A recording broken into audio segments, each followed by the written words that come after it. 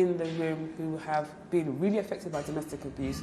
This could not be about me right now. So I had to hold it. And I had to hold it for 2 hours. And many people came up to me and they said who they were and where they were from, and it was just a blur. You've talked about feeling interrogated and that it was really traumatizing for you. Can you just explain to people who perhaps have read the conversation and perhaps don't see why it was quite so hurtful to you? Could you just explain that? So everything has to be taken in its context.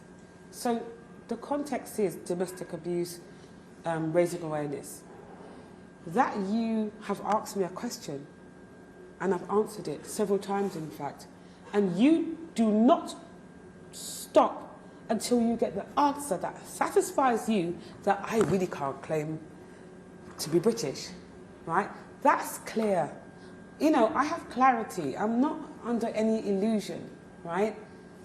This happened, and one of my many thoughts were, this could happen to someone who's affected by domestic abuse. Trauma is in the room, right? And if I am affected like this, and I consider that I am someone who, you know, I can roll with the punches. I've been around this environment for a long time. I've seen things, but this, I let my guard down in a space that I thought I was safe in, because we deal with violence against women. Now, violence isn't always physical. It can be verbal.